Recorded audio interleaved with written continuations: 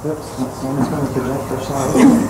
I pledge allegiance to the flag of the United States of America and to the republic for which it stands, one nation, under God, indivisible, with liberty and justice for all.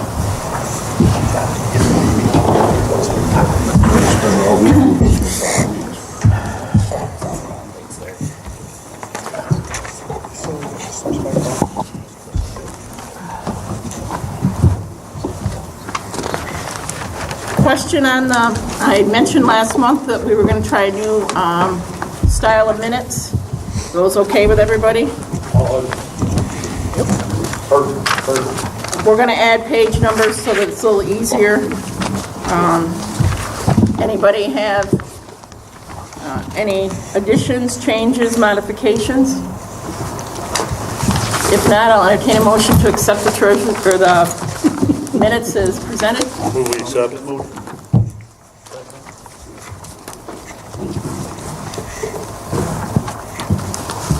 Moving on, treasurer's report. Treasurer's report was mailed out earlier today. We apologize, we'll get it so that it's out earlier next time. Any questions on the treasurer's report?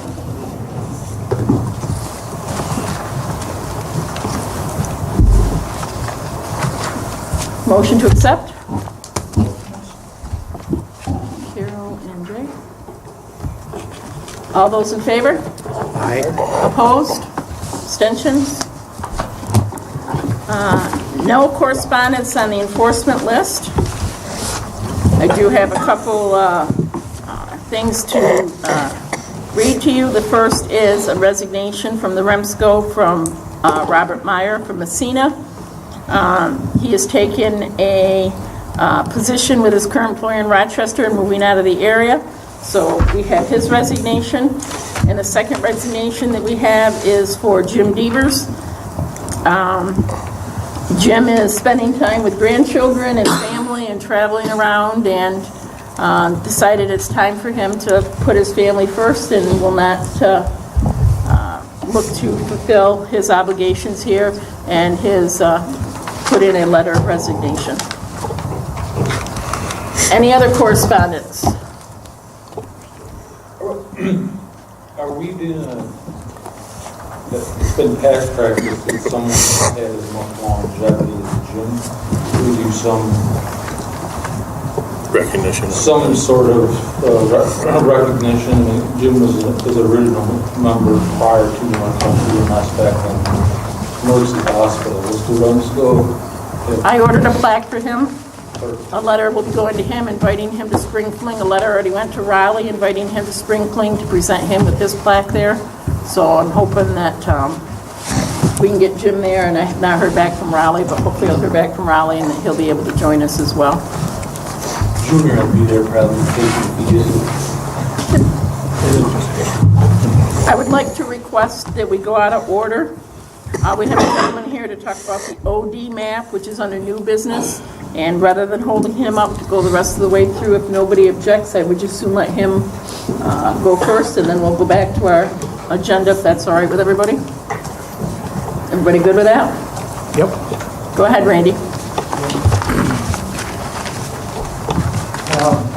How you doing? My name is Randy Fair. I'm with New York, New Jersey FIDA, which stands for High Intensity Drug Trafficking Area, and we are part of the federal government's way of fighting. Mostly right now, it's the opioid epidemic that's going on.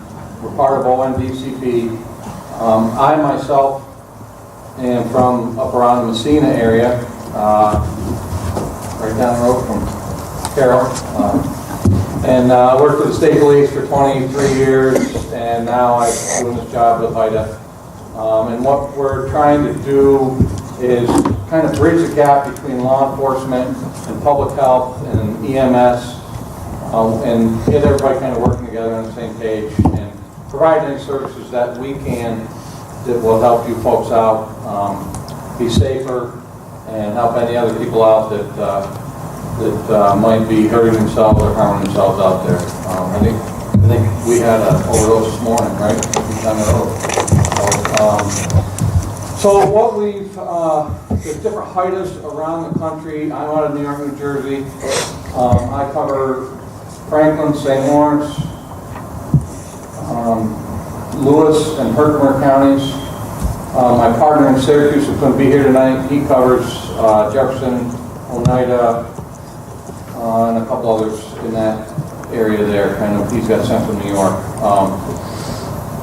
And then we've got I'm a drug intelligence officer, so there's other guys that cover different areas around the state. And we're trying to get this OD map. It's a new phone app that is out there to try and kind of put a number on the number of overdoses that's going on in your own area. If any of you have ever done any work to try and get a real idea of what's going on out there, it's an absolute joke. It's a mess. We're fooling ourselves if we think that the numbers that the government is putting out on these overdoses is correct. I read an article the other day, right after the last meeting we had, that said they're probably underestimating the overdoses, and you guys would know firsthand, by 20 to 30%. So I think they said last year they had about 65,000 overdoses, so you're missing the number by 20,000. I mean, it's really, it needs to be addressed. So the Washington-Baltimore HIDA has developed this phone app that is very simple to use. It takes about 15 or 20 seconds to make an entry, and you're done. And then in its real time, it shows up on the map that somebody can access. And there's a lot of different ways to use that. It's all brand new. It's all been developed within the last year or maybe 16 months at the most. So I got an email today. It's kind of developing as we go a little bit. The information that they're looking for when you're going to make an entry, and the entry is not anything clinical. It doesn't have to be, this is not an exact science. It's trying to get a better number. You people have the boots on the ground. It's your best inference that this is a intentional drug overdose of some kind, or opioid, or even some other type of overdose. It's not, nobody's going to come back and say, hey, you made the wrong call here. That's not the purpose of it. So when you arrive on the scene, you see this is an overdose. I mean, you can do it afterwards, it doesn't matter. I mean, it doesn't have to be done right when that happens, but, and there's 6 choices on your phone. You open the app, and I can show you a picture of that here in a second. There's fatal, 3 for fatal, 3 for non-fatal, and then they are no naloxone administered, 1 naloxone administered, or multiple. And that, so the same 3 choices for fatal, and the same 3 for non-fatal. You pick which one of those. If you're using GPS on your phone, it automatically puts the location onto the entry, and you say, I want to make this entry, and that's the information that you're entering. Whether it's one of those 6 choices, fatal, non-fatal, and then 1, or none, 1, or multiple naloxone. And what that does with the naloxone, you guys are aware, it tells whether there's fentanyl involved.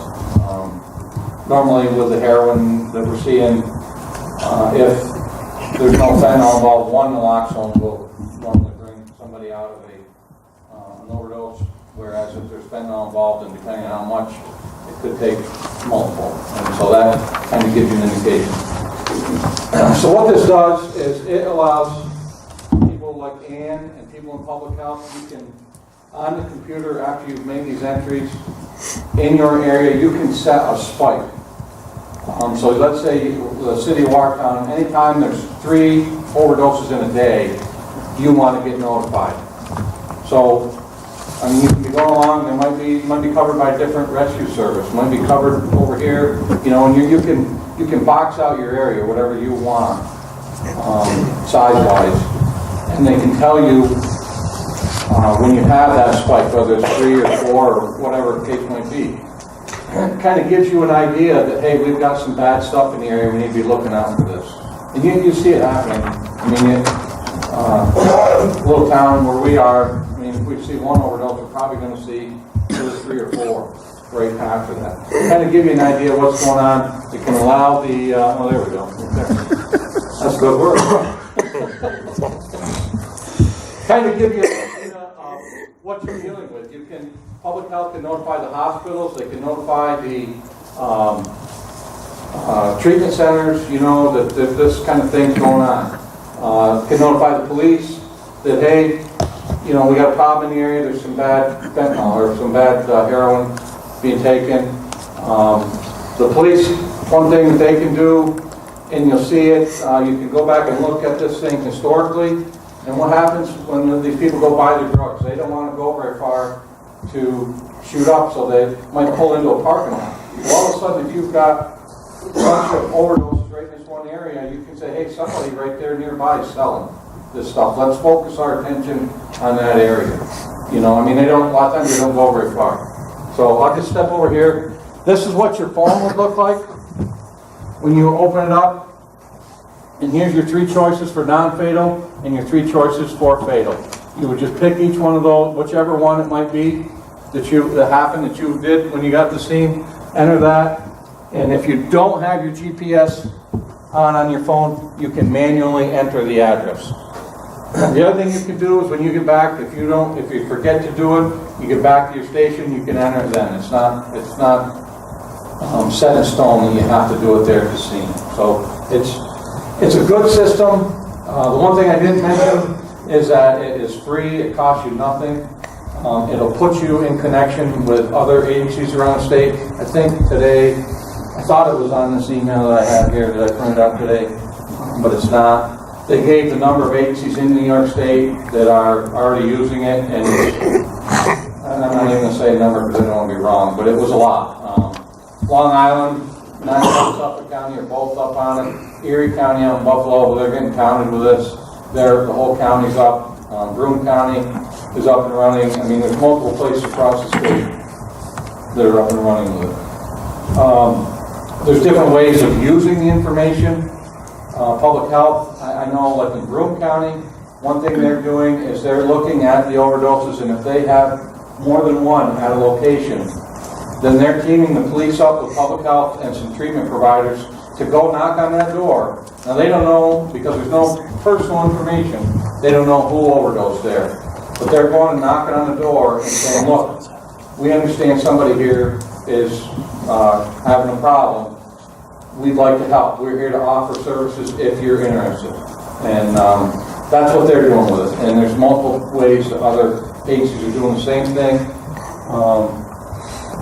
The email I got today, and like I say, this is developing as we go, so I don't have anything on this, but they started a monthly newsletter, the OD Map. So when you get involved with this, the OD Map will send you this newsletter, and it has tips. And it has kind of like a forum as to how different agencies are using it. And every month they're going to have a webinar and kind of highlight the way a different agency might be using it for their benefit. So it'll kind of give you an idea of what you can do. You know, you can ask questions. Let's see here, I got to look this over a little bit. And they're going to put tips out there on ways that you can use the data on there. And then every month they're going to have a question of the month. So and they're going to have a place to share a success story. If your OD map did something positive to help your community or whatever. One thing we talked about at the St. Louis County meeting, if your agency is looking to do a grant, this is a nice little paragraph on your grant. We're involved with new cutting-edge technology trying to fight this epidemic. And I mean, there's you read every day, there's money, federal money coming down the pipe all the time now. You know, so I mean, it's just a little case that might help you out a little bit. As far as signing up for it, my thoughts on it are, in the North Country, we're a little different than Broome County and Erie, where it's kind of a city, and I mean, we've got all these different agencies. Is most EMS, and you can have as many people sign up as you want, but most EMS around where we are have a core group that respond to most everything. And so get some of those people to sign up for it. It's a matter of giving your email, your cell phone number, and your name and your agency address. There's not any more information than that. And you put that in on the form, download it on your phone, and you're ready to go. So it's very, very simple. It can't be much more simple than what it is. We're trying to get it going in North Country, and it's been a little slow going because we're so spread out, I think. But I wanted to come here tonight and see if anybody was, see what everybody thought about it, and see if you had any thoughts or any questions. Feel free. So, What about the danger of having multiple people post on these, saying Okay, that, like so- a trooper gets there, he posts on it, Yep. and the EMT gets there, and he posts on it. So when you do this, and then like I said, this is updating all the time, it's turning over, they're going to say, are you sure you want to enter it? So let's say you entered it and 2 other people did. Well, the next day you're going to get an email from the OD map people in the Baltimore, Washington, Haida, and they're going to say, we see that there were 3 entries made from this same location last night around the same time. Were there 3 overdoses, or were there 3 entries made on the same overdose? So you'll answer it. And the guy that did promotes us, Jeff Beeson is his name, real nice guy from down there in Baltimore. They had that happen right after when they were doing a pilot program down there, and they had 4 entries from the same place. And so they called the person up and said, hey, what's the deal with this? Is this 4 multiple entries of the same one? And it happened to be there were 4 dead people in the car. I mean, there is a system of checks and balances to counteract that. Ian? So one of the things that, and it just happened to be the way the meeting schedules fell, so we did talk at the Remsco in regards to this. And I know that they reached out and spoke with Guilfoyle Ambulance as well. Right. And we had the opportunity to present at a St. Lawrence County leadership meeting. They're on the agenda to present, it just hasn't happened yet, at the April 17th Lewis County meeting. Why don't you back up with the first meeting? And But that's just making sure that they're aware. And the reason that we did all these presentations at these meetings were they came to the dispatch centers who then came to public health, and we were all involved in a meeting and felt that it was best to get the feeling of the EMS folks, because they were looking for, kind of somebody at the county level to sign on the dotted line to support the program or not.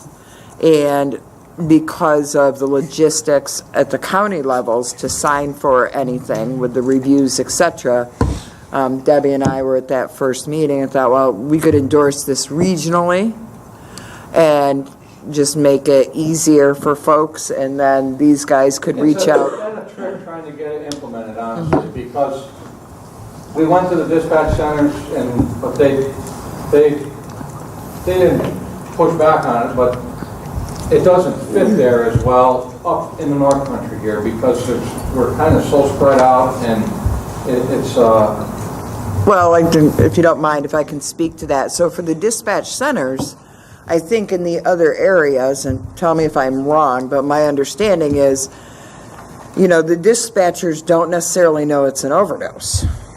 So it required a call back from the scene to report it back to the dispatch centers, and the dispatchers, that's just asking for one more phone call and too much, But they're more centralized also, and we're kind of... Right. So it made more sense to go out to the agencies instead of doing it through the dispatch centers. So. It's being set up differently across the state and across the country. It's really taken off all over. A lot of people are concerned with HIPAA violations, but there's no identifying information in what you're entering. It's your location and that there was an overdose. There's no personal, and they have, the Washington Baltimore HIDA has assured us, and they checked with, on DCP and down through the chain of command that there's no HIPAA violations whatsoever. And I confirmed it with Paige, Wolfberg, and Worth as well, but there's actually less information running there than you get on your text when you have an ambulance call. Right, yeah.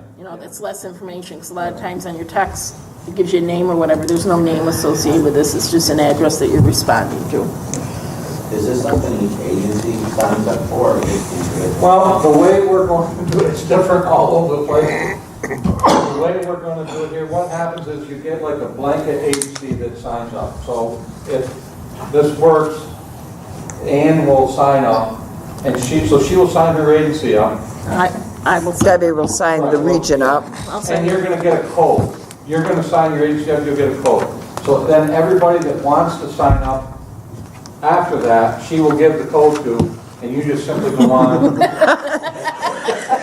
lot of finger pointing. That's called delegation. There's really no, I mean, it's really simple, it's as easy as that, and it can be a useful tool. It's not gonna fix any problems, but it's always nice to have another tool in your tool belt, but when we talked to Ginger Hall from Public Health, she totally supports this, but said it would probably take her 3 to 6 months to get this agreement through the county lawyer and all that. And then we said, the same thing's going to happen in Lewis, and the same thing's going to happen in St. Lawrence. Right. And we thought it would just be easier if we as a region did it. It's a 4-page, I've read it over, it's very basic. It just says they're going to hold what information you put in it, which is, it's really nothing more, it's just set up, it's got a different face on it, but it's nothing more than you're sending a text message. And that's all it is, really. I mean, if in the bottom line of phone workings, you're basically sending them a text message of whatever that choice is. Remsco would be the agency signing up for it, and it's any department, any member of any department would be able to get it if they want. Yep.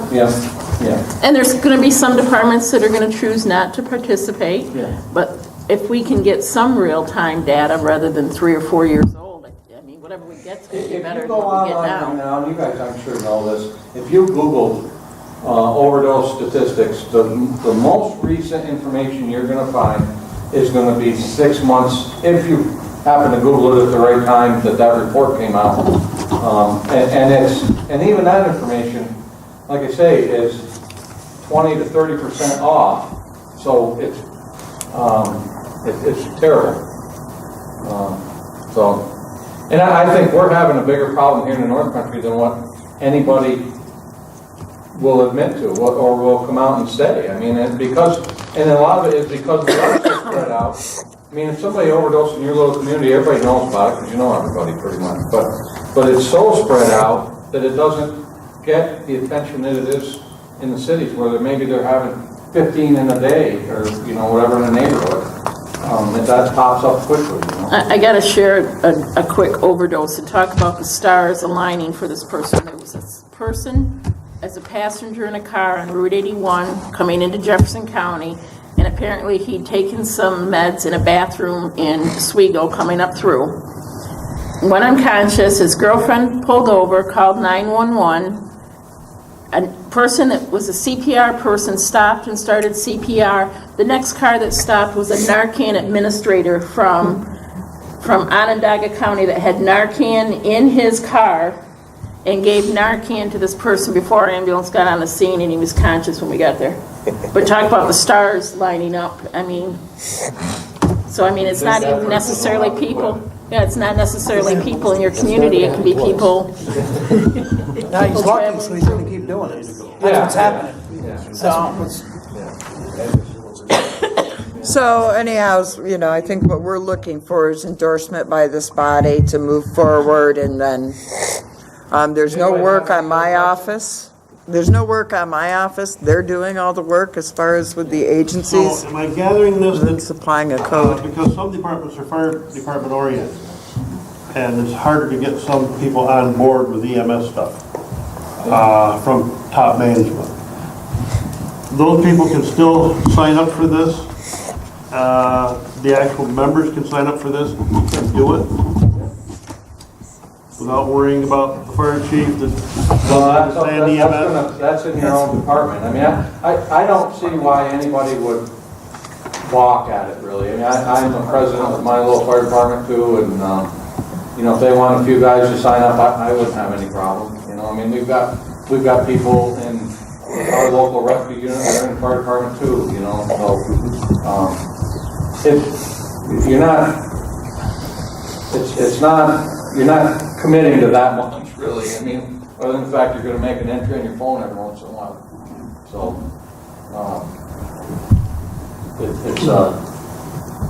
I think it'd be helpful, but go ahead. If this body does support it, any chance that we could get this gentleman to come up and do a presentation at Spring Fling? At least there'd be 180 that would be signed up for it, or potentially signed up for it. Well, we had talked a little bit about maybe doing a booth, because our presentation slots are Yeah, we did. full, but we did talk about doing a booth, we just haven't come full circle with it. But we didn't do anything until, if we're not Yeah, I going to didn't sign wanna- this. I Yeah. understand, yeah. I'm just Yeah. throwing that out there as, Yeah. just an option. Absolutely. Yeah, we will do all the work of getting everybody signed up. I'll go around to every agency. I mean, that's what we're here to do, to support the mission, sort of, and whatever. I mean, it'll be. That was the sales words in my mind. Whatever it takes, you know. I mean, we'd be more than happy to help out. And honestly, we'll make a lot of good contacts this way. And if there's everything that we can do as HIDA to try and help you folks out, I mean, that's what we're here for. And that's what that's all about. I mean, no, I wish I had money, but. What are they going to do with the data? I mean, how are they going to influence change? Well, they're going to, I mean, public health can look at it, you know, see where they maybe have an area. The police can look at it. One thing that they do, like, I mean, it's no secret to the police agencies. The heroin here is coming from Utica, Syracuse, and Rochester. So, let's say Syracuse has a spike in overdose. They have, well, you can notify your hospitals, your public health, you folks, that, hey, there's some hot stuff in Syracuse, you better be ready, and get your Narcan up to snuff, you know, your supplies, because it's likely you're going to end up with some overdose. I mean, there's a multitude of ways to use it, and it all hasn't been kind of developed that way yet. I mean, the information's going to show up on a map. You can use those spikes for your to help you out. You're going to have a better idea of what's actually going on in your area than you did before. I mean, But I mean, what do we do with that information? We already know there's an epidemic here. But we don't know where it is. Right. Exactly. You know your department, I know my department, Right. he knows his, but we don't You're gonna be able to put it have together that. and maybe put the pieces together a little bit. It's like I say, it's not going to solve your problem. I think the one thing that's gonna, A tool in your tool belt to help you out. You know? I think the one thing that it's gonna do is it's giving a central collection point of more accurate data. At which point they can actually do something with it. Real time. Right. Real-time data, instead of 30 or 60 days later when the PCRs get turned in and counted or whatever. Right. So it's I guess I think it's beneficial, I think we should do it. I don't disagree, but I'm just asking, how does having this data help us? It could as far also as We don't know Narcan. yet. We don't know yet. Let me finish. As far as having the Narcan up and ready, we have the Narcan up and ready. Our ambulances are fully stocked, so we're going to go and respond no matter what. So we've got this data. Now we know where these things are going on.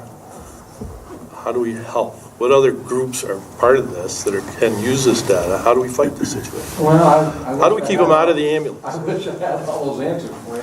Okay, so it's just data collection at this point. It is. I Okay. mean, and it's you can use it as an area to address it however you might see fit. Now, I mean, like I say, Broome County, they're sending people to the door, knocking on the door. And maybe Jefferson County, maybe Salem County, or Lewis County might do the same thing, and address it that way. Your treatment centers,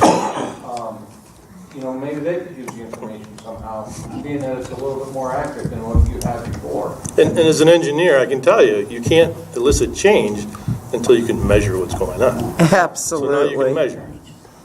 Yeah. That's I mean, why that's really we want what's been electronic good for us. PCRs. And show you what, it's still not gonna give you a perfect idea of what's going on and exact, but it's gonna give you better than what the system is in place right now. Art? I'd make a motion if that's what we need, that we accept this as the Remsco council and endorse it and try to encourage the use of it. It sounds like a very good, worthwhile starting point to help with this. Second. So we have a motion and a second to proceed with signing the contract, and the North Country Remsco will be the agency overseeing for the three-county region, and we'll work with Randy and hopefully be able to have somebody at Spring Fling, encourage people to get signed up there and see all that, and go forward, and we can share some data.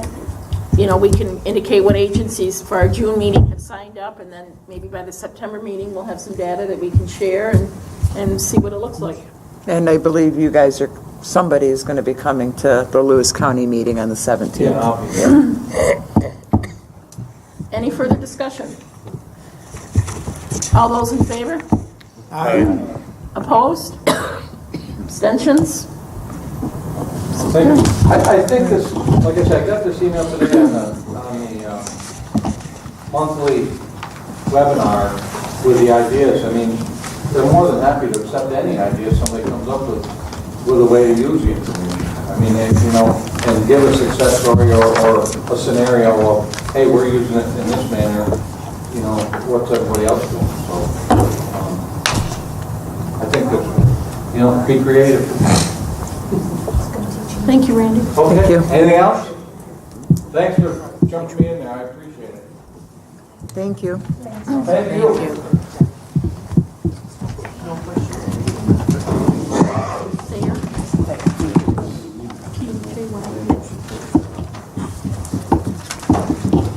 Okay, we'll go back to committee reports.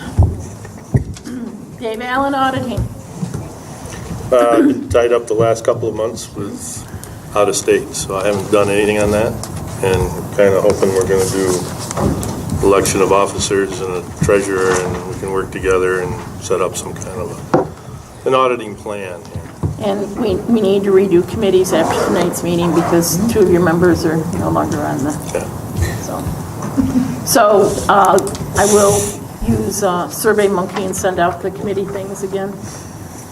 Bobby, anything for bylaws? No report. No report. Mark, CON? No report. Executive committee, I left on the back table the letter of commitment that we mentioned last month, asking all members to sign that.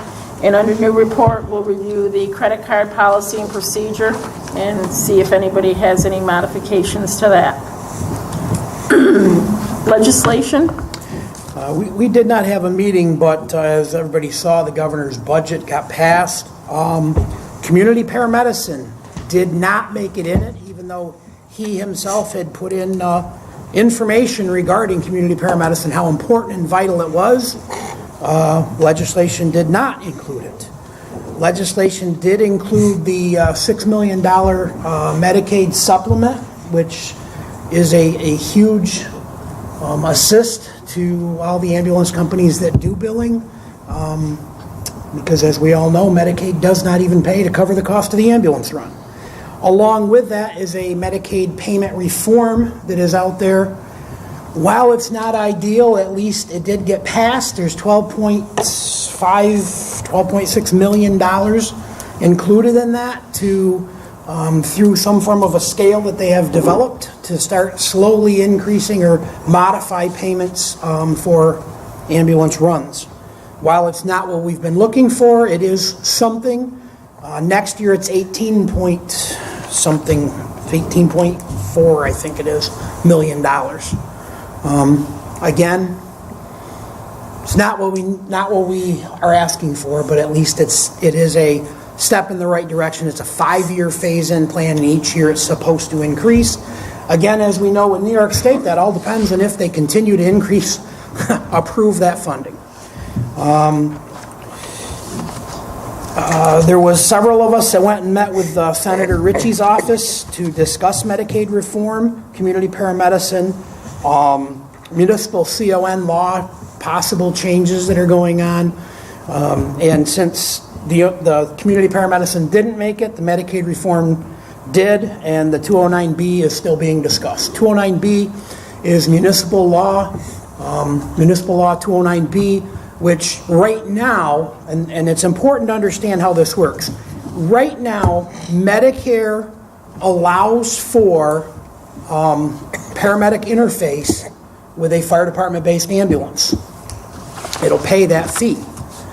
If the 209B law changes from one word that says prohibits fire department-based ambulances from billing to permits, whether that ambulance bills or not, it completely voids the fee for paramedic intercepts. It'll be gone. It'll no longer, and there's no way to get it back.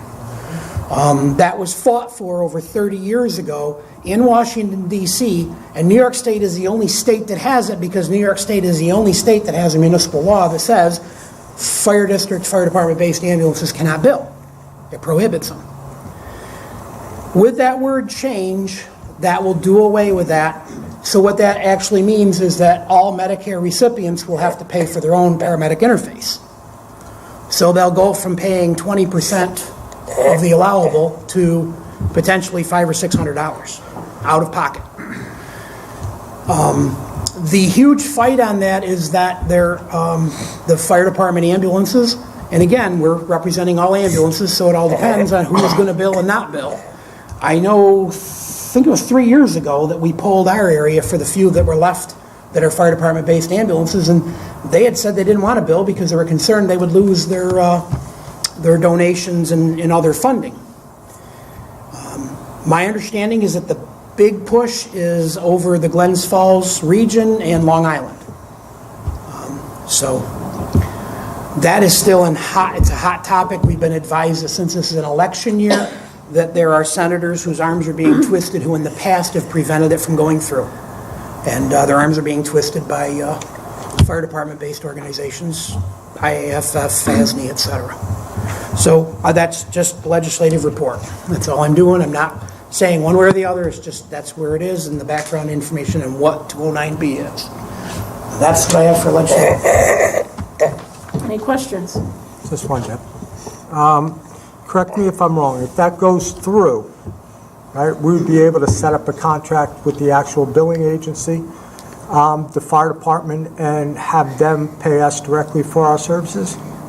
The key word you used is you'd be able to. That's up to the people who are doing the billing.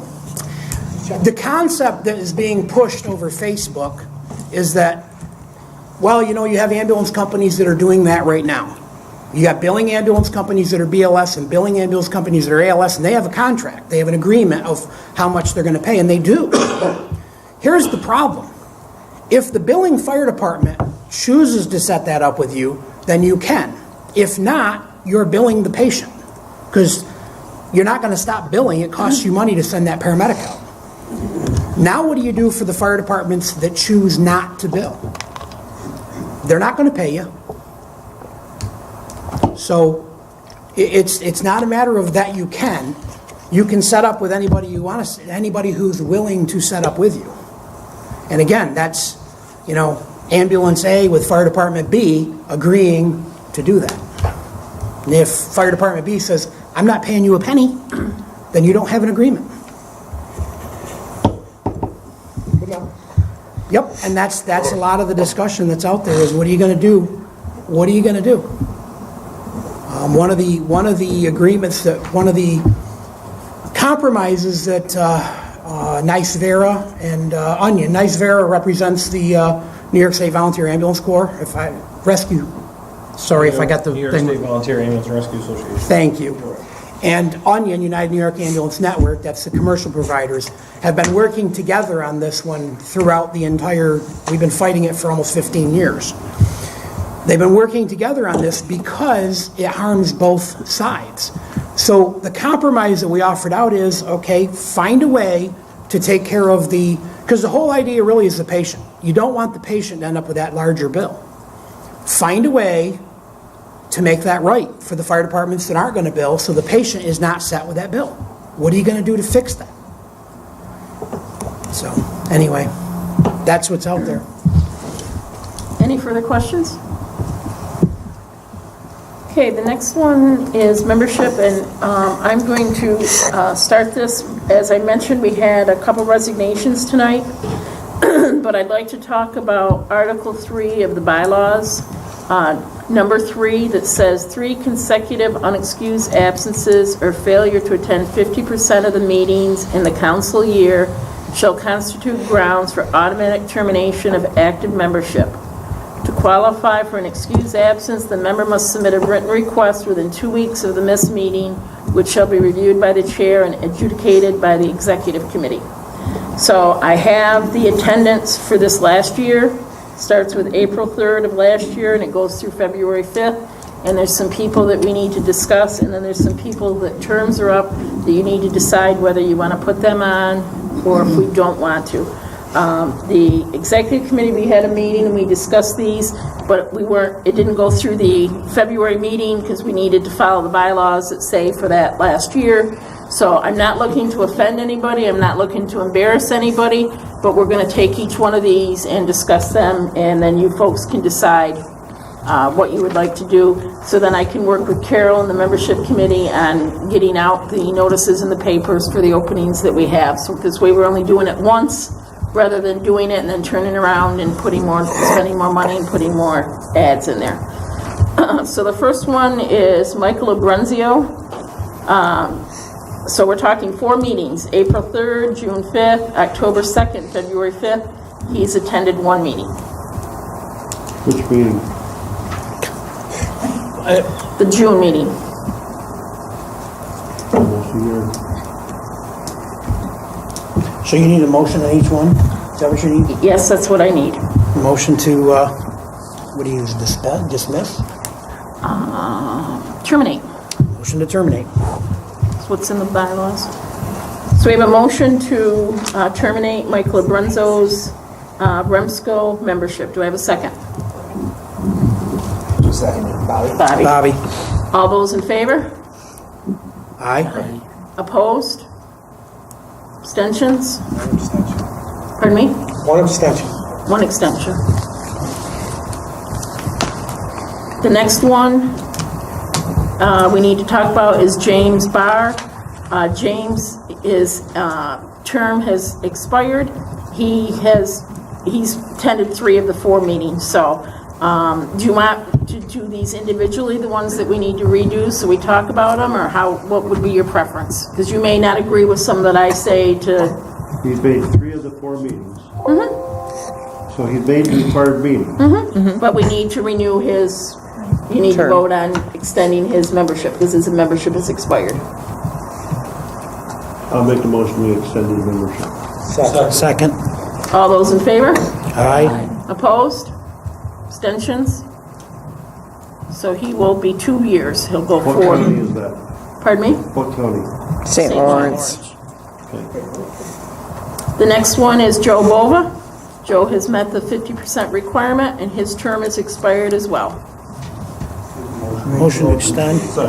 Motion to extend and a second. Am I going too fast for you? Nope, I'm done.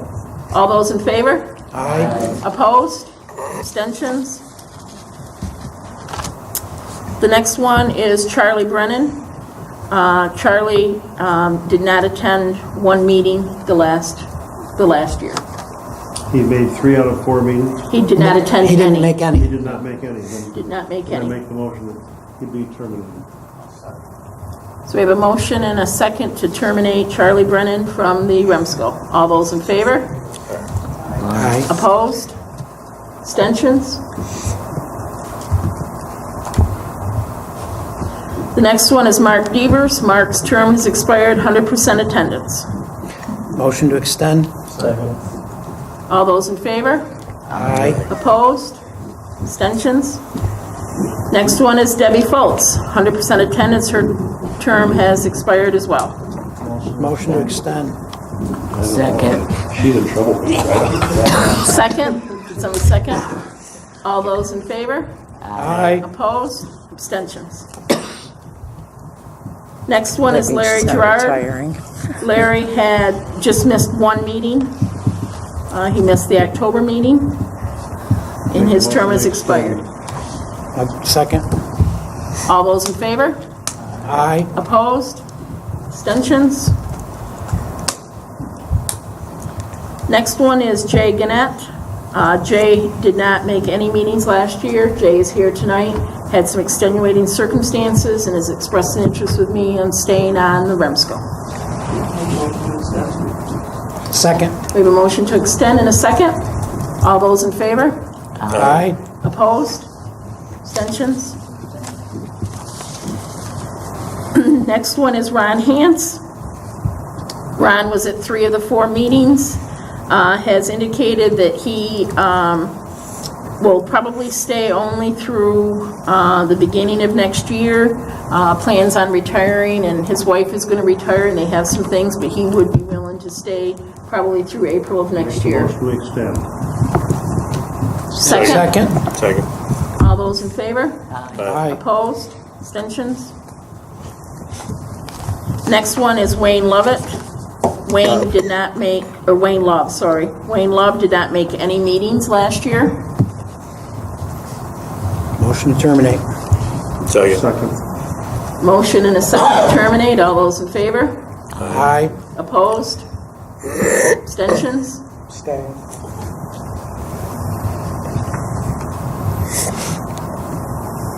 Next one is Bob McKenzie. Bob missed the April meeting of last year, some about anniversary and him to keep his wife. Motion to extend. Second. All those in favor? Aye. Opposed? Abstentions? Abstain. You're stuck with us, Bob. Next one is Carol. Carol had 100% attendance. Her term is up as well. Motion to extend. Second. All those in favor? Aye. Opposed? Abstentions? The next one is Bobby Simpson, 100% attendance. Her term is up as well. Make the motion to extend. Second. All those in favor? Aye. Opposed? Abstentions? Next one is Ron Smith. Ron had 100% attendance. His term is up as well. Motion. Second. All those in favor? Aye. Opposed? Abstentions? Dottie Suter, 100% attendance. Her term is up as well. Second. All those in favor? Aye. Opposed? Abstentions? Last but not least, Mark Tuttle, 1 absence. June of last year, I believe he was working. Motion extend. Yeah, second. All those in favor? Aye. Opposed? Abstentions? All right, so based on this, I will get letters out to the folks that we removed, and I'll work with Carol and the committee to get ads in the paper so that we can bring some applications forward to the June meeting to get the positions filled. How many did we remove? 3. We removed 3. How many openings do we have? 1, 2, 3, 4, 5, 6, 7, 8. At least 8 with the resignations we've had, but I've got to go through and count, make sure we hit the 10 in each and see where we're at. Can we send out a membership list with accounting information with the minutes when they go out? I'm sorry, what? Can we send out the membership list showing the people that are still members and the county they're affiliated with the minutes? Is there one county that has a lot more vacancies than the other? Right off, I'd say St. Lawrence because of Bob Meyer resigning, and I think the couple people that we removed were St. Lawrence County Yes. as well. There's a lot of vacancies. Okay. Nominating, Dottie. But we have elections tonight. So do you have, I didn't know, so I didn't get anything out. Nobody said anything to me last meeting. yeah, I did. That's okay. So let's try to do this now because we need to fill these positions. So we have 2 positions that we need to fill. Vice President or Secretary? Secretary, I know Treasurer is one of them.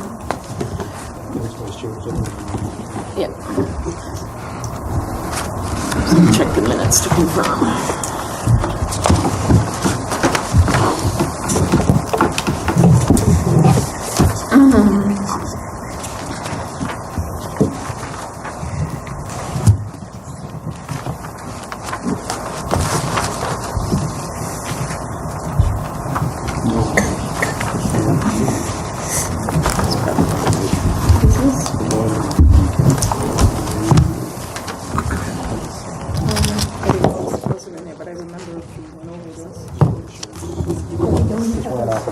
I got the bylaws right.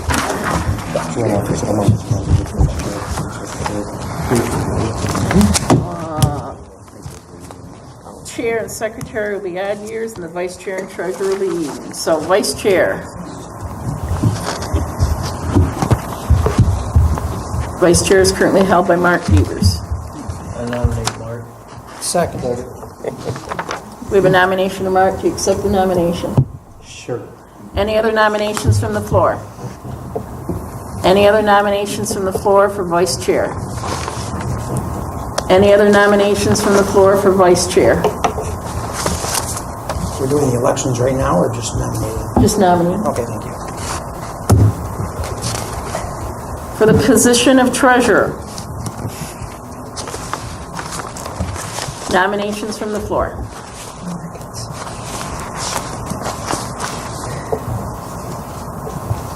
I'll nominate Jay. Second. Do you accept the nomination?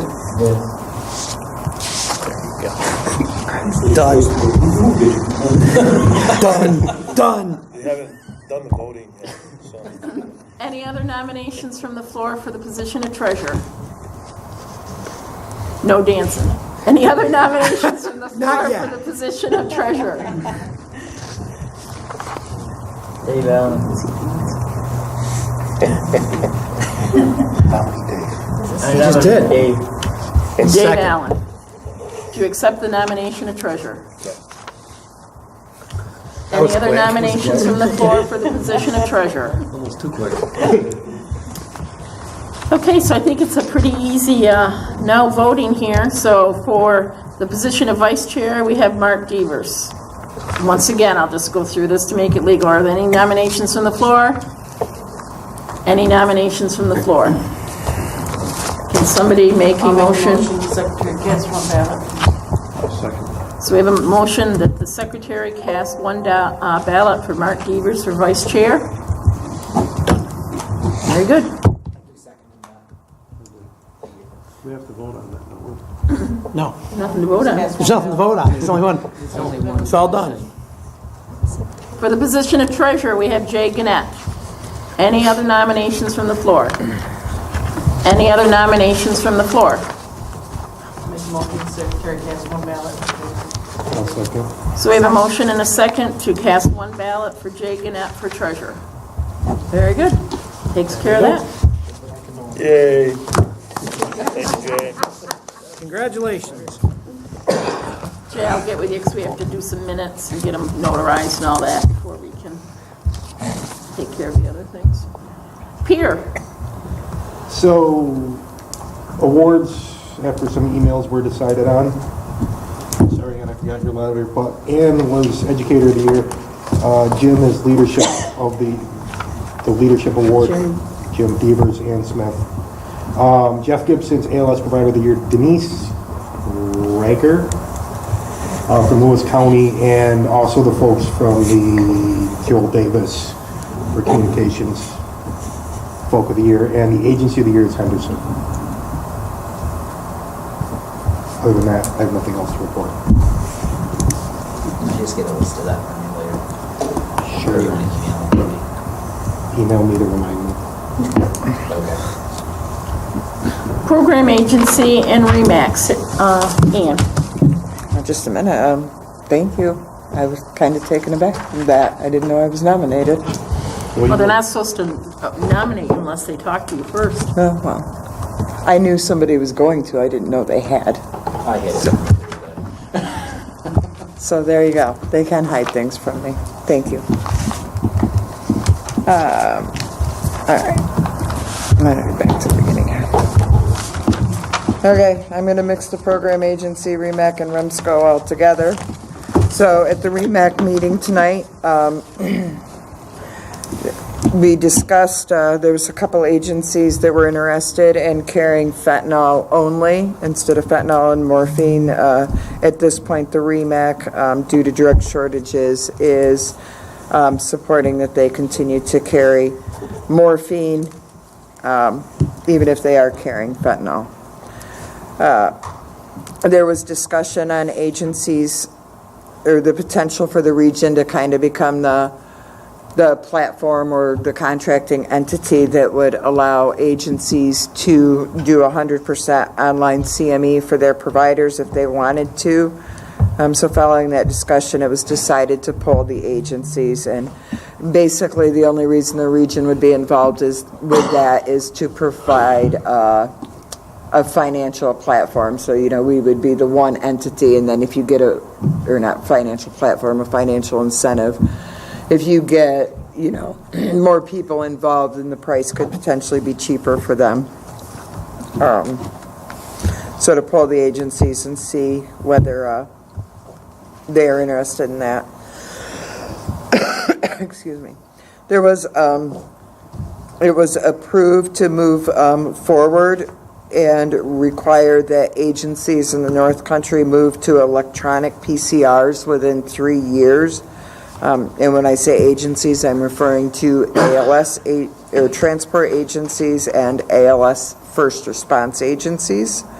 There is also a notation in there for BLS agencies that can submit a hardship waiver for exemption if they cannot go to electronic. The gel secondary airway will be added to our approved secondary airway list. And in addition to the ALS minimal equipment list will be a neonate face mask, as well as the ability to monitor pediatric pulse oximetry. And there is a change to the standard operating guidelines in regards to how the REMAC reports to the Remsco when the standard operating guidelines were written. We used to bring things forward as a seconded motion, and now that the Remsco bylaws have changed, we are just following suit with what the approved Remsco bylaws. So,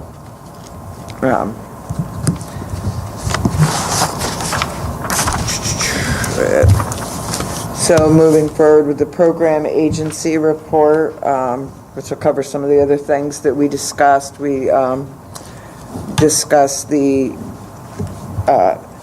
some new things that are coming out of the Regional Stroke Advisory Committee and the Regional Trauma Advisory Committee. So, again, at our last meeting on March 16th, they shared some highlights from the 2018 International Conference.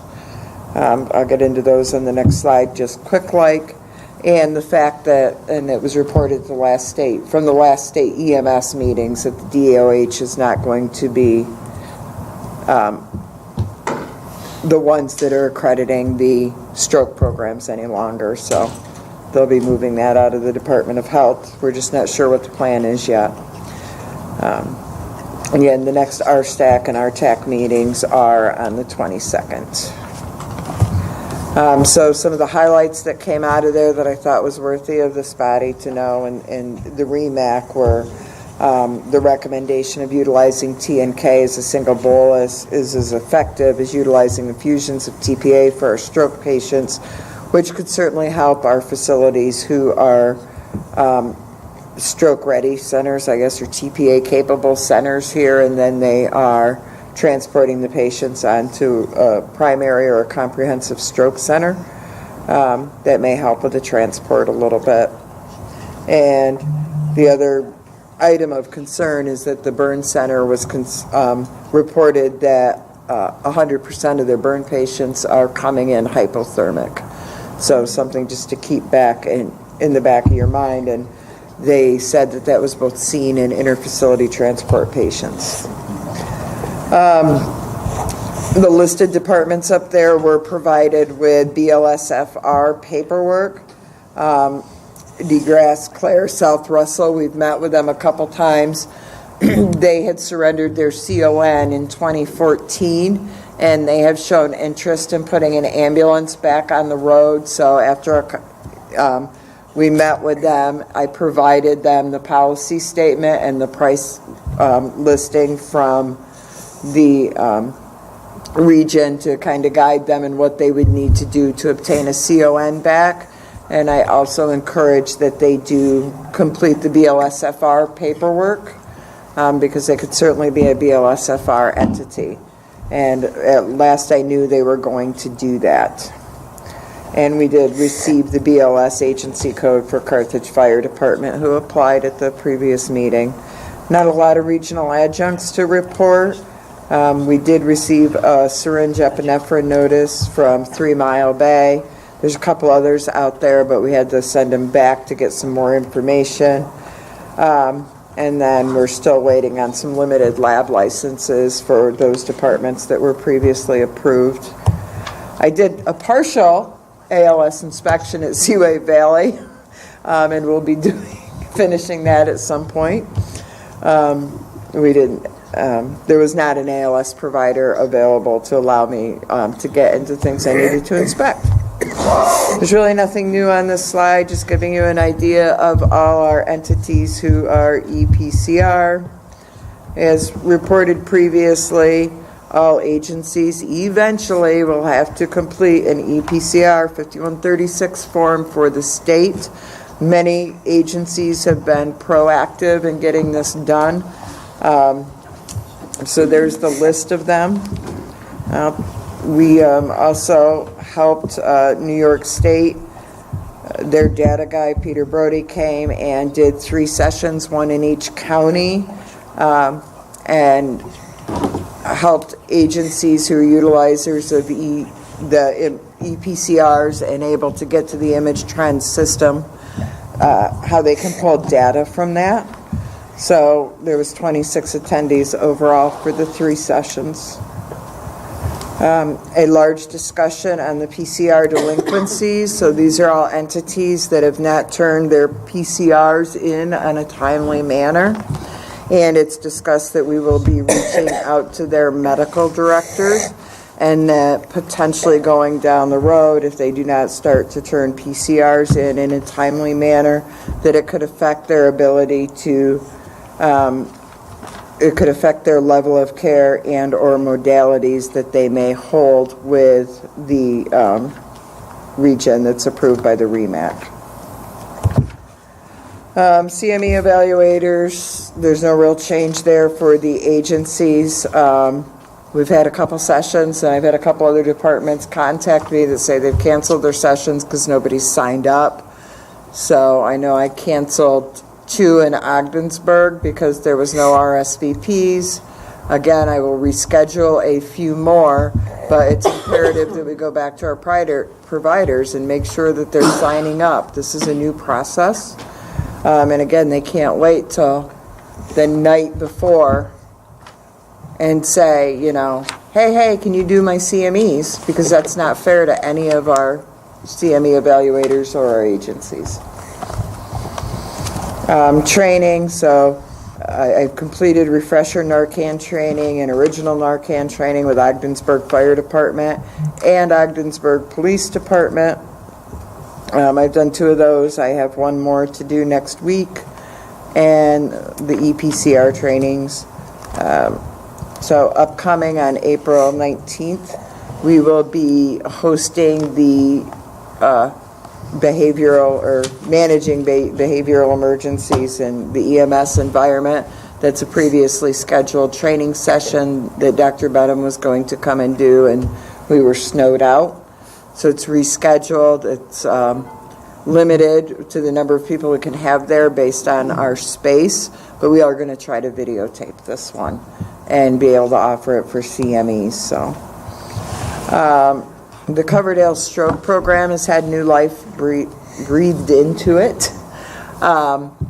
This is, again, an incentive that will be opening up again to allow agencies to get some hardware to utilize for electronic reporting and/or to allow them to pay the initial sign-on fees up to $3,000 to any EMS charting platform, or electronic charting platform that they would like to, if they are not signed up for one currently. The state should be giving us the information to send out here shortly. This provides a cost-effective alternative, and previously it was worded low-volume agencies, but any volume agency can come on to this, and the cost will be, if your agency runs less than 250 calls, it will be a flat $250 fee annually. If your agency runs over 250 calls, it's $2 an incident, which is cost-effective compared to what others are. But again, it only gives you the PCR reporting. I mean, some other agencies utilize staffing and payroll, et cetera, within their electronic platforms. And also for fire department EMS squads, if they want to go electronic with their fire reporting, their NIFRs, they can, for $2.50 incident, they can get both, all wrapped in one nice little package. Anyhow, the offer is open to all departments, irregardless of whether they're commercial, volunteer, not-for-profit. So, STEMI program, again, we're looking to make progress. Amanda Slate has been hired and we're contracting with her to work on this, so you may hear from Amanda. We're still waiting on Healthy Connections paperwork from a few departments. We're still trying to get some hospitals online, although we do have more on. And what's really taking up our time is the change that Healthy Connections made, that we have to get everybody certified, and it's really made this project difficult at best. So I'm moving on to the next slide. I just think it's huge, and I mean there's lots of data and lots of literature out there that supports being able to transmit those 12 lead ECGs to the hospital. And anyhow, so some miscellaneous things that the program agency has done. We've resubmitted the grant for the Stop the Bleed training equipment for county folks to utilize. We haven't heard back. We also worked to submit another grant inquiry. We'll hear the middle of April whether we're invited to apply or not, but basically we named it Operation Lifeline, Advancing and Sustaining Rural North Country Volunteer Emergency Medical Services. And basically the backbone of the plan would be to be able to hire somebody that can provide that administrative support that all the agencies struggle with, whether it's managing their CME program, managing their certificate renewals, sending in their PCRs in a timely manner. So somebody to manage all of that. And of course, I've attended multiple meetings. I'm not going to list all through those. Lewis County Advisory Board will be this month as well. So one of the big things, and I threw this up here, so for entities who are getting Narcan through us as an opioid overdose program, the Narcan that we are providing is going to look like that now. It is 4 milligrams and 0.1 milliliter, and it is approved for use for BLS folks. No assembly required, and it's very simple to use. And as I said, it is approved for BLS folks. So I wanted to make sure that was out there so I don't get phone calls saying they gave 4 milligrams. All right. Versus what the protocol says. Because if you read at the very bottom of the Altered Mental Status Program, this item from ADAPT Pharmacy, which is Pharma, who makes this, is approved for use as well. So, just that's for everybody's information. And Any questions for the program agency or any additions to the REMAC report for the folks that were here for that? Something I may have forgotten.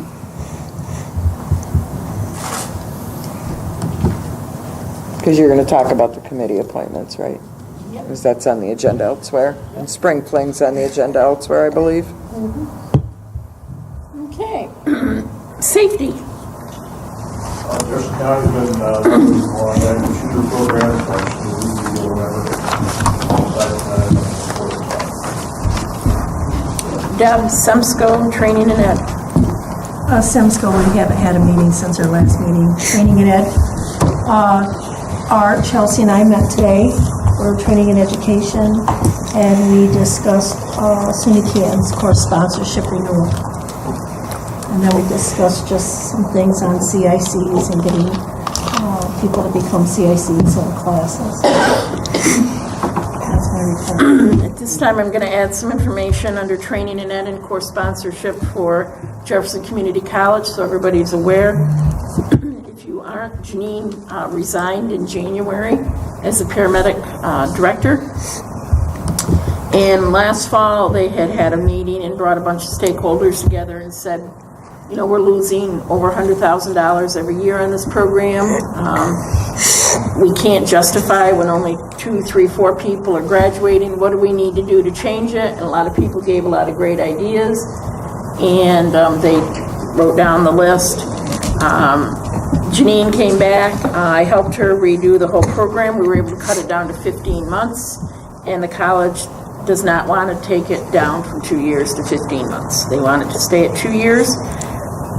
They have decided they have to have a minimum of 20 people in order for the paramedic program to be offered, just because of the costs associated with that. Letters went out to everybody that had put in an application, notified that by April 15th, a decision would be made on whether there would be a program in the fall. Because they are an accredited program, it's very specific on who they can hire to be the program director. They have to have a 4-year degree, they have to be a paramedic CIC, and there's some other requirements. And they have to be a full-time employee. It can't be somebody part-time doing it. They have very specific, so they need to decide what they're going to do. And so the thought process is, even if they decide to keep the program, they probably would not be able to offer one in August, because by the time they bring somebody on board, get them up to speed, they have a follow-up meeting this Wednesday. They'd be in the college to discuss this in further detail.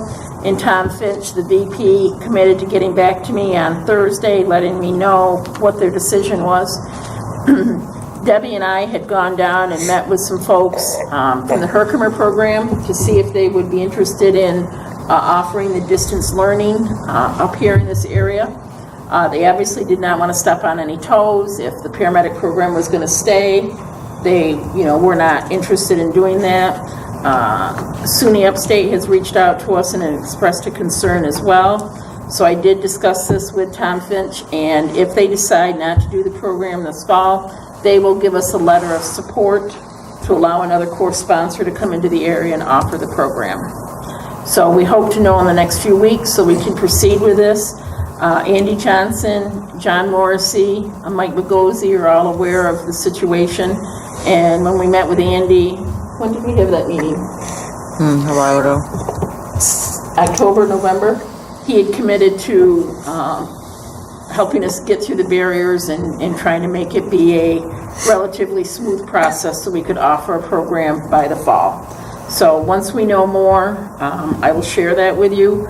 But we recognize the need and the importance of this, and so we do have some options to try to offer a program for students who want to enter the paramedic program and do that as a living. So, if JCC doesn't do this, and you do get somebody else to come in, don't we have to approve them as a council? yes, that's why I'm letting you know what's going on. Can we do that without meeting, or have we got to have a meeting to? We have a meeting in June, so I would be comfortable starting the paperwork with them with the assumption that nobody would say we don't want a paramedic program in the area, and we could take care of that at the June meeting. Okay. Because it's going to be a little bit before we get to that stage, you know, by the time they start all the paperwork and, unless somebody really has a strong objection to us trying to keep a paramedic program up here, I would think that nobody would be opposed to us going down that trail and starting it and seeing what we You can. know, when we brought this in the first time, there was people that actually voted against it. You know, I think Linda There's a Dietrich, number of people that actually voted against the paramedic program. I think Linda Dietrich needs to be commended. She supported this program for 18 years and has tried to keep it going. And, you know, when you see a budget line that's losing over $100,000 every year, it's kind of hard to, and but I think she's to be commended because she has, you know, they spent a lot of money over there. It wasn't cheap to get their accreditation.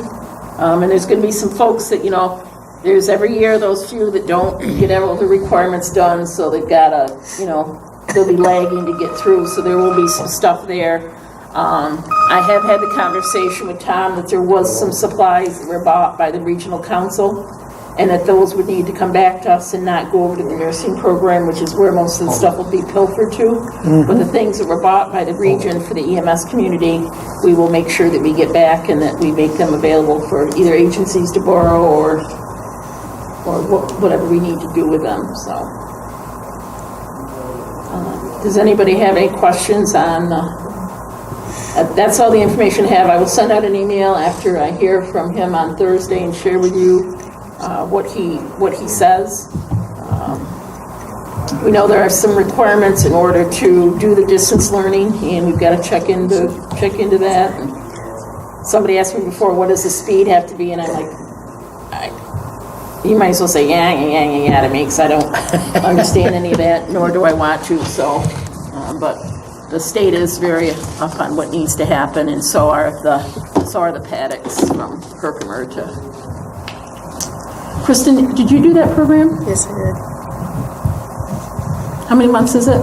Is it 15? 2 semesters. Yeah, it's just, they start in the end of August and then in June.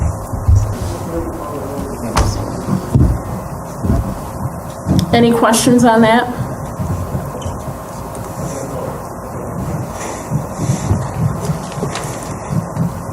County reports. Jefferson. I have a very short report.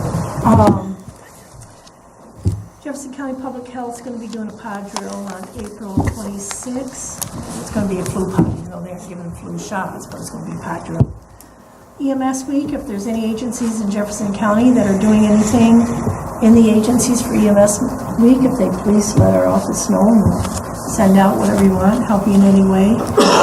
Kate Vincent is supposed to be doing an open house. We're just waiting on them to send us what they want us to distribute. So if you know of any other agencies that are going to do anything, let us know. And the February no response rates for Jefferson County were 4.78%. And that's the end of my part of it. I don't know if Joe wants to add anything. Just a quick brief on the tower project. Good news, the construction company is back working. Thank God. They're actually doing 3 sites as we speak. They still look at a projected completion date just for the tower sites of around August, September of this year.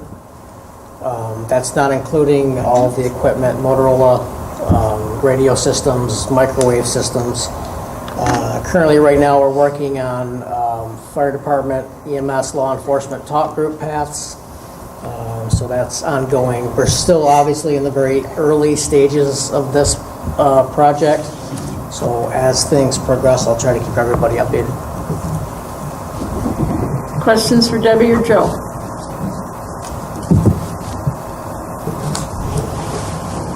St. Lawrence, who would like to report in Jim's absence? Pointing to Mr. Devers? Nothing to report. I missed the meeting, and it was elections. Is there truly nothing to report in? We did elections. So Mark Devers is the new chair of the St. Lawrence County EMS Advisory Board.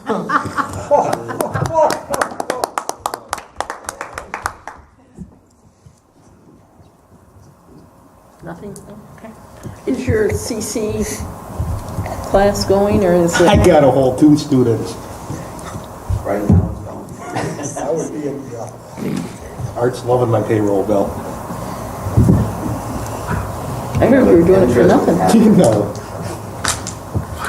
They are actually continuing to do this to get an instructor signed off, because we have tried everything, to be able to get the instructor. So other than driving from Parrishville to Adams, which I don't think really is necessary,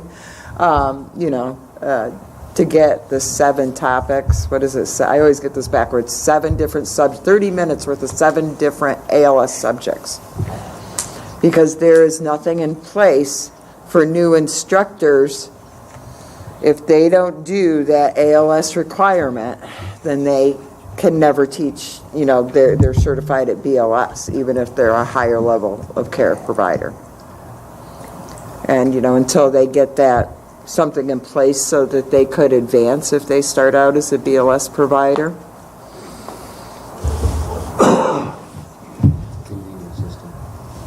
Lewis County. Well, left over from last meeting, the Narcan training is completed at the Sheriff's Office. All the corrections and dispatchers, we have hybrid dispatch corrections. They're all trained at this point for the Narcan. Left over from the last one, nothing further on the physician's protocol tests. I've heard nothing further from that on the hospital. It's just an acknowledgement that they have to sign. Yeah. And they should be taking a protocol test, or at least looking at them so they're familiar with our protocols. Right, they have to acknowledge that they've been given a med control manual. And they have to acknowledge that they've looked at the med control manual along with the protocols, and the policy statements are all in that manual, and acknowledge that. Maybe you get that information, but I don't get that information. Did they acknowledge it? Because the last time I had an issue with... I'm not sure. I don't believe we have gotten it back either. The last time one of my providers had an issue with med control at Lewis County General, I talked to Dr. Parshall, and he quote said, "I have it, I've given it to them," and that was the last I heard from him, and that was like 3 months ago. I've heard nothing further on it. We'll follow up with them on it. So, we did an update on our MCI plan. We will be submitting for final approval at the EMS Council that's coming. Just some modifications in there, removal of broken ambulance, and integrating that with LSR, and the removal of 1 ambulance from Turn as well, made it a unique dynamic. And so we had to update our MCI, as well as the addition of 2 fly cars in the county, which we never had before.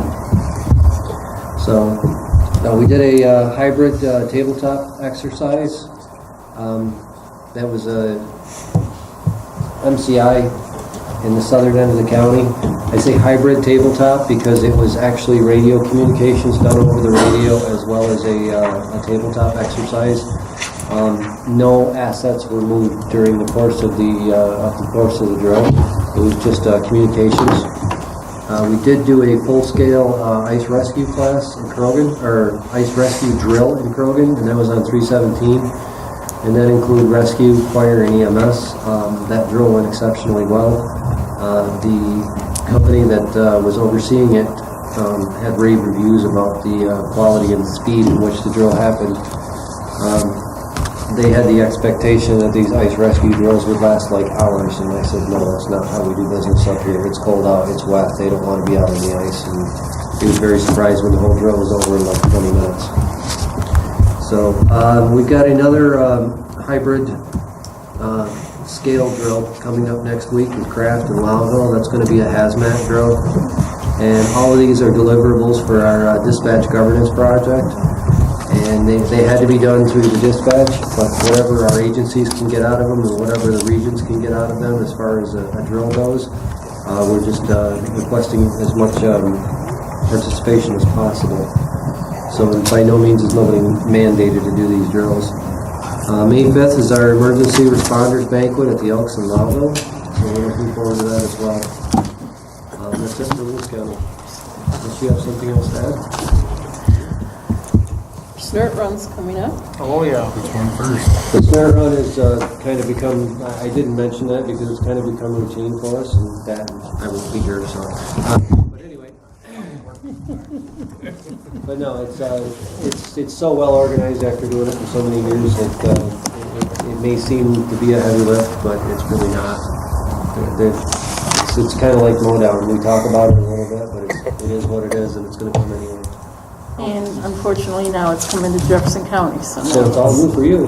now it's, I just hope there's a lot of snow on the trails. There is. There's a ton of snow on the trails, and that's the best thing ever because they get stuck and it takes forever for them to get through. So by the time they actually get through, they're exhausted, so they really don't feel like doing the other stuff. So that's the best thing that could possibly happen. any questions for Bob on the Lewis County report? I need to go back to committee reports. Air medical should have been added in. And I put a note here, so it will be added for the next agenda. So, Justin? I reached out to our little committee. St. Lawrence County said they had no issue. Jefferson County, the only issue that Bobby brought up was one agency seems to have a directive to have the helicopter fly right to the scene, and it seemed like it could be quicker seeing the agencies mainly in the city, that they could just go to the airport. So I think it was more of an education thing. Lewis County seems to be the biggest complaint. I haven't had a chance to talk with Bryce. He's had a lot of personal issues from like that. So I plan on trying to hone in a meeting with him soon and discuss that and maybe kick him towards the agency in Jefferson County or give him to Bobby to talk to her about what she's seeing on dispatch on Jefferson County. But it seems to be going good. Then I'm going to be talking to Mercy Plate. Bring the pens. You know my phone number. Thank you. Old business, we'll start with Spring Fling. While they're pulling up the numbers. 187 people registered and 12 vendors. 187 registered, 12 vendors so far. So if you know any vendors, we'd like to bump that number up some. Yeah, we don't seem to be getting the response from vendors this year that we have in the past, and that's one of the things that the participants request, but, you know, unfortunately, I guess it's just a bad time this year for them. The other thing is I need assistance. I need a lawyer for the mock trial.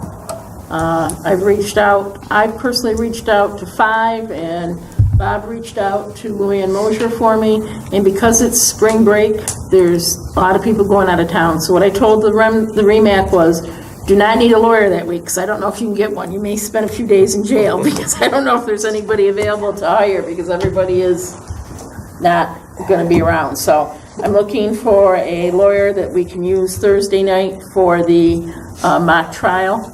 So if you know of somebody, please reach out to me.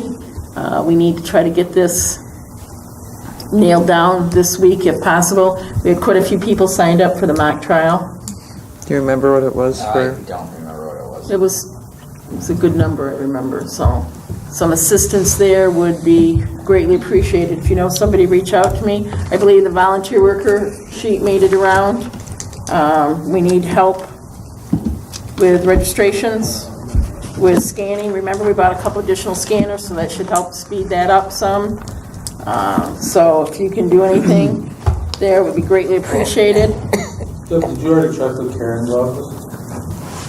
Well, Steve Sheehan is one of them. We need one to be on the other side against him, opposing him, yeah. And he was originally going to be out of town, and he changed his plans. So. Patty. I don't know. Yeah, she's the old education. Yeah.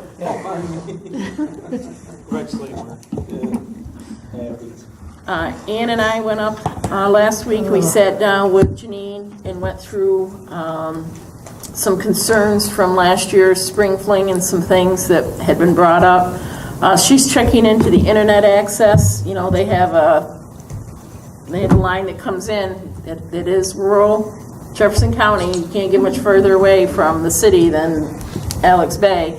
They're looking at a couple things, but they have identified one line that we're going to have password protected that will be able to be used for the CIC update or the CIC training that we're doing, so that if you're signing up for that, you're supposed to bring a computer, so there'll be a password to get on, so that while they're doing that training, they will be able to get on. One of the other bigger concerns is, I don't ever remember this in years past, was the noise of the air conditioner in the BLS room. That's always been there. Oh, yeah. So nobody complained about it until this year. We used to shut it off. It may have been warmer last year where it got hotter, had to be on more. So, okay, Yeah. so it didn't get shut off last year, so that's what we're gonna have. I mean, they're gonna look at it, but we basically are going to have to make sure that we're shutting that off, so. The things folks need to remember is we can't keep the people that want it 50 and the people that want it 90. There's got to be a happy medium in there. And so she suggested running it in the morning before we start, shutting it off, run it at break, run it at lunch, running at break type deal, and see if that would help. Please remember, there's 100 and some people in that room, and everybody wants it a different temperature, and we gotta choose the median there, but. That's what we tried last year, but it was getting up 75, 80. It was really warm last year. Yeah. We have opened the doors in the front before, but then everybody in the front freeze too. Well, yeah, and then there's the safety concerns with that. But. So, kind of, we talked about that. I think there really wasn't. We talked about supplying ever-ending coffee because, that is an expense. It doesn't, everybody wants coffee nonstop, and we always get complaints, and we did try to not have it a couple breaks, but we've given up. We'll pay for the ever-ending coffee. And the other thing is, if you're not staying there, breakfast isn't free. And if you're staying there, you will have a coupon that will allow you to get breakfast. If you're not staying there, then you're going to be expected to pay for your breakfast. She can't do it for nothing. She can't feed people that are staying at other resorts breakfast. That's not fair to her. So they're going to have coupons. We'll have some signs up. We're going to put stuff in the packets reminding folks that if you're staying elsewhere, you're welcome to breakfast, but it's going to be, $9.95 a person to do that. So I think that was one of the big concerns she had was that the 100 rooms are out of commission. If you haven't made a reservation there and you're looking to stay there, you may be SOL. They're refurbing those rooms, and she doesn't anticipate them being done by the end of the month. They completely gutted all the way. They gutted everything, studs, everything, to put new bathrooms in and new plumbing and the whole 9 yards. So she said she's had quite a few reservations. So, Ian, part of Spring Clean? I think I covered it. Any questions on Spring Fling? Good turnout so far for the dinner. Mr. Mantooth comes in Friday night at 7. I'll be going down to pick him up at the airport, and when he's at his booth on Saturday, I have to stand there with him. And if you want your picture taken, I will be told on where you can stand and where you can sit to have your picture taken. And I have to collect the money if you buy a picture, and I have to make sure he gets to his room, and his room couldn't be near the elevator or near the stairs. And I had to have water in his room, and there's something else. So if you're looking for me and you can't find me, it's because I'm taking Mr. Mantooth to the booth, to his room, to get lunch, whatever it may be. So. So you got the information on all that? Yes. And how to set up the tables appropriately? Well, she was sending me something new. They're no longer working with that other woman. Okay. Well, just as long as you know, because Yes, I'm well, happy. yeah. She's You supposed know, to be I sending don't me wanna. the new update on that. So. Any other old business? New business, so we did the OD map, we did the election, the REMAC guidelines. I think that's really just an information only. It just didn't tie out with our bylaws that follow the law, so we just changed the REMAC guidelines. The REMAC appointees will be holding until June. It was discussed at the REMAC meeting, and some folks whose terms were up weren't aware of that and didn't reapply. So we will ensure that in January of every year, the people that are on REMAC and whose terms are expiring, that they're made aware that they need to reapply if they want to continue that position. So we will get in with the folks whose terms expired So if they would like to put in an application, they can, and we will deal with that at the June 4th meeting. The next thing was the credit card policy. This comes to you as a draft. It has been brought to our attention that we should not be using personal credit cards for purchases when we're doing the tax exempt. Unless you're all going to come visit me in jail and I charge about $7,000 or $8,000 at Spring Fling on my personal card, we need to look at doing something a little different. So this is a draft policy. It has been reviewed by the executive committee and was found favorable, so it's coming here. I don't know if it's something you can read quickly and you want to discuss and vote on, or if you want to hold it until the June meeting. Can you give us a very brief review of 15 words or less? So basically, the credit card will be decided by the executive committee who can have one. They will be responsible for monthly turning in itemized bills, receipts to go with the credit card in order for it to be paid. And they can't do purchases over $5,000 for capital equipment or upgrades. It's basically, the only time I use my personal credit card is when I put the ad in the paper, when we have openings, Spring Fling, when we sent people to the airway class. I use my personal credit card to pay for the Remsco's go-to meeting and Survey Monkey and then get reimbursed. So some things like that we're just looking to, so I right now, I submit every month a itemized statement with all the things behind it, and they reimburse me. Sometimes it hits before the interest is due, and other times it hasn't. I've eaten interest a couple times, and it's quite a bit when it's $6,000 or $7,000 worth of Spring Fling stuff. But this, and then you have 10 days to submit the receipts after the statement comes every month, and the treasurer has the right to revoke if things aren't being followed and they don't feel that the charges are appropriate. You're saying you'll get your own credit card through the Remsco. Is that what I'm hearing? Yes.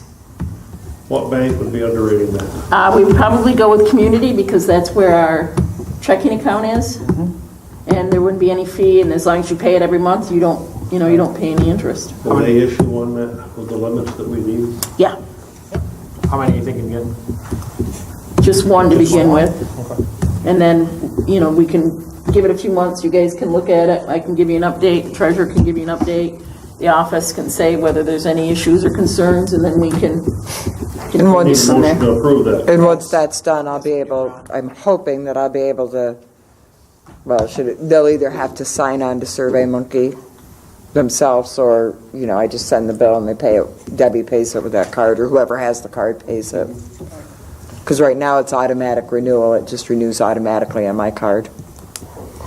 You need a motion for that? Yes. I make that motion. Second. We have a motion and a second to accept the draft of the credit card policy and procedures. Any further questions or discussion? All those in favor? Aye. Opposed? Abstentions? So carried. Open from the floor, other new business. Deb, as Justin had stated, Bryce Rose, who is the regional business manager for New York, apologizes for not being here, but he's had a raft of bad luck. I don't need to go into detail of that, but with that being said, if there's anything Lifetime of New York needs to address, I'm happy to answer a simple question or move it up the chain. Yes. Please check and see if there's any items for the bags, promotional items, your stuff that they want to put in the bags for Spring Fling as a gold sponsor. So I'd also like to acknowledge, we did have some gold sponsors for Spring Fling. So we have LifeNet, Fort Drum Regional Planning Organization, and the North Country Initiative. And then we had bronze sponsors as well. So Mercy Flight and E5 Support Services are both bronze sponsors of Spring Fling as well. So I will need that by next Friday, the 13th, because my folks will be putting the bags together the next week, because Spring Fling's the following week. So we got to have time to put all the stuff in the bags and put it all together. So. Sorry, I forgot about that just now. And hopefully the soda will be correct and the banners will be correct. Now you're gonna find him in your bed again. I know. Any other new business? Next meeting is June 4th. Please RSVP so that we know whether we have a quorum. As of this morning, we did not have a quorum, and just makes it difficult to plan accordingly. Food, and some of you drive a big distance to get here, and somebody come directly from work, and we recognize that, and we just would hate to have people come all the way here and there not be a quorum for a meeting, so. Now, when you're deciding the quorum for a meeting like this, we're using just the regular quorum, not the special quorum. Correct. Yep. So for the next meeting, the quorum would be just the people that are on the council, a quorum of those. Just the regular, Yep. not the super quorum. Correct. Just as we close, there is a lot that has to be done here in order to leave. All the mics have to be torn down, the cables, the food, the tables need to be put back together. If everybody gave us 5 minutes after, we would not be here for 45, 50 minutes after finishing up, and everybody could leave in a timely manner, so it would be appreciated. Motion to adjourn? I make that motion. Second. Thank you, everybody. Please make sure you sign your letter of commitment and your whistleblower and your conflict of interest. There it is.